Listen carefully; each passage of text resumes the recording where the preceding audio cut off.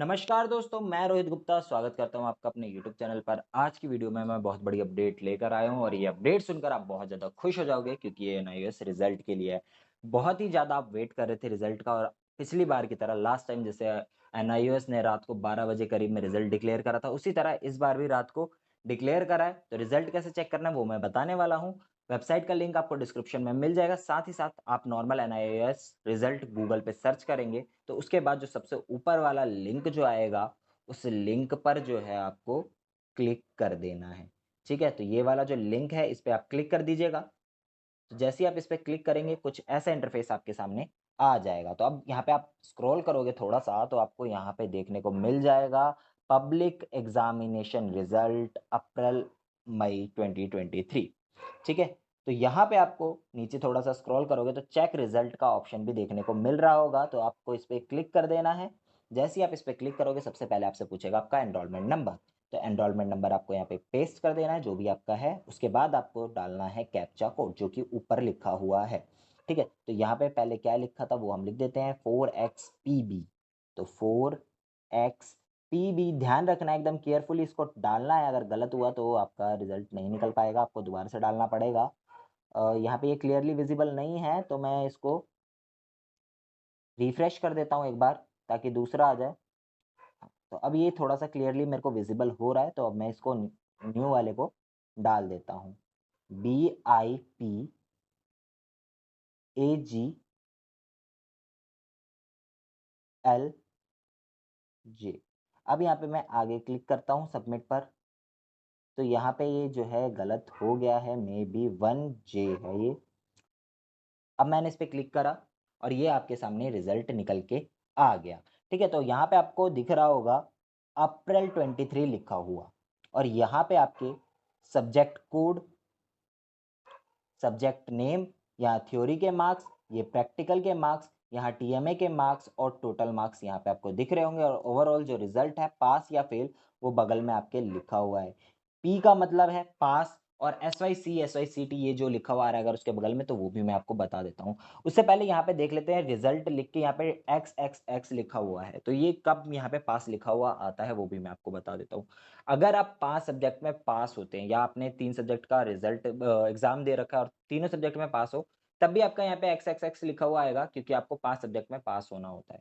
ठीक है, तो 5 सब्जेक्ट में जब आप पास हो जाओगे तब यहाँ पे पास लिखा हुआ आएगा, अदरवाइज यहाँ पे ऐसे ही लिखा हुआ आएगा जैसा इसमें दिख रहा है।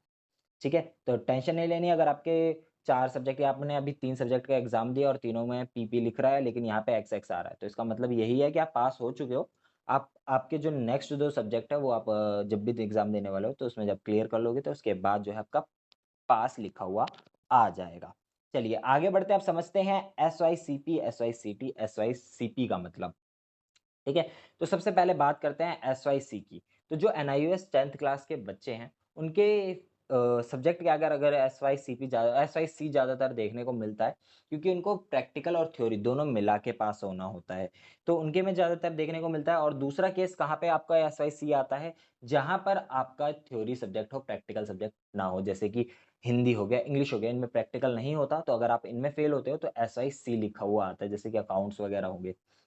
ठीक है, लेकिन अगर आपका प्रैक्टिकल सब्जेक्ट है यानी 12th क्लास की बात करें तो क्योंकि उनके में थ्योरी और प्रैक्टिकल दोनों में सेपरेटली पास होना होता है, तो थ्योरी में अगर वो फेल है, ठीक है, SYT मतलब आ रहा है तो उसका मतलब है आप थ्योरी में फेल हो और SYCP आ रहा है तो इसका मतलब आप प्रैक्टिकल में फेल हो। ठीक है, पूरी वीडियो एंड तक देखना, आपको अच्छे से समझ में आ जाएगा। पासिंग मार्क्स भी आपको मैं दोबारा बता दूंगा अगर आपको कुछ डाउट हो रहा हो मार्क्स को लेकर तो उसको भी मैं आपको बता दूंगा। उसके बाद बात आती है RL और RW की। कुछ बच्चों को केस में ये भी आपको देखने को मिल रहा होगा। तो RL और RW के लिए उनको रिजल्ट के लिए थोड़ा वेट करना होगा।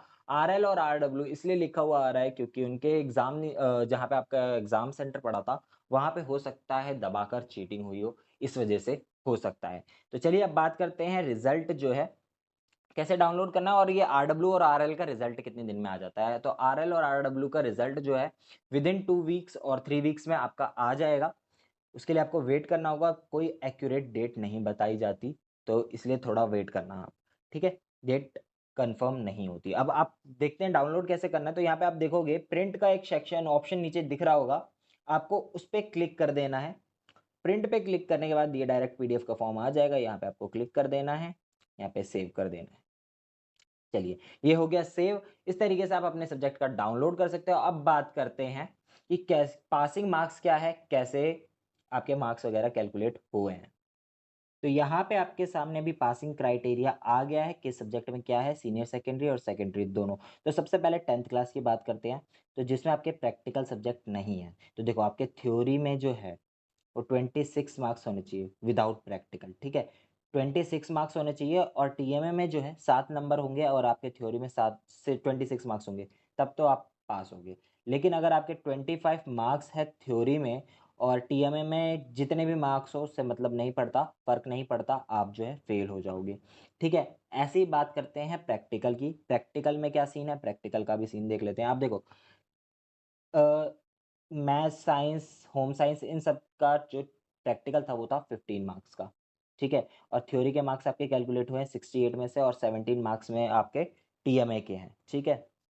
अब यहाँ पे देखते हैं आपके पासिंग मार्क्स कितने। तो आपको थ्योरी और प्रैक्टिकल, यानी ये जो आपका 68 है और ये 15 जो है, ठीक है, इन दोनों को मिला के जो है आपको 27 मार्क्स लाने हैं, और 6 मार्क्स जो है आप अपने असाइनमेंट से गेन करके पास हो सकते हो। लेकिन अगर आपके इन दोनों को मिला के 26 मार्क्स या उससे कम बनते हैं तो आप फेल हैं, बेशक आपके टीएमए में 17 आउट ऑफ 17 हो, ठीक है, उससे फ़र्क नहीं पड़ता। अब बात करते हैं पेंटिंग की।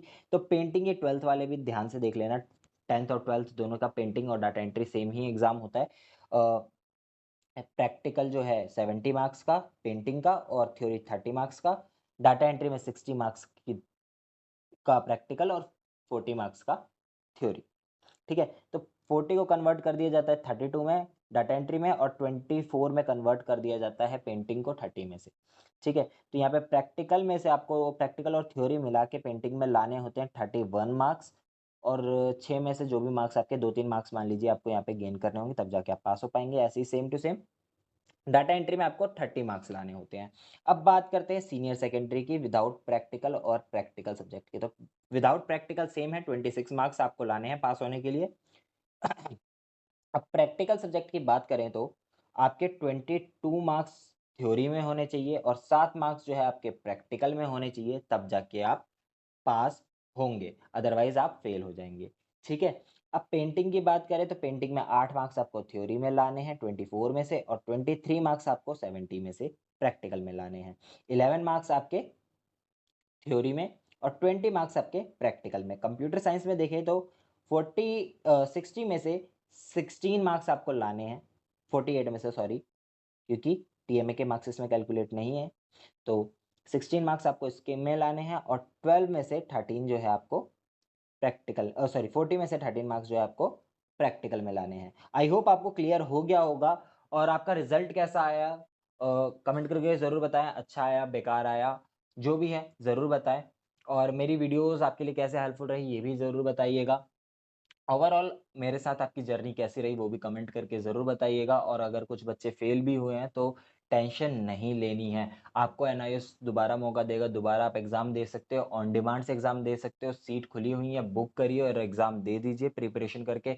अगर आप ऑन डिमांड से नहीं देना चाहते हो तो आप पब्लिक एग्ज़ाम अक्टूबर में दे सकते हो, उसका रिज़ल्ट जो है जनवरी तक आता है। अगर आपके पास टाइम है तो आप वो दे सकते हो, अदरवाइज़ आप ऑन डिमांड से देकर अपना टाइम बचा सकते हैं। लेकिन ऑन डिमांड में पास होना बहुत ज़्यादा मुश्किल होता है, ये मैं आपको पहले ही बता देता हूँ, ताकि आपको ये ना रहे कि मैंने आपको बताया नहीं, मेरा काम था आपको बताना। दोनों चीज़ मैंने आपको बता दिया, और फ़ीस भी जो है ऑन डिमांड में थोड़ी ज़्यादा लगती है। तो इस वीडियो में इतना ही। Have a nice day, stay tuned with Edu Centre Delhi. कोई भी डाउट हो हमें कमेंट करके पूछ सकते हो, मेरा फ़ोन नंबर भी आपको डिस्क्रिप्शन में मिल जाएगा।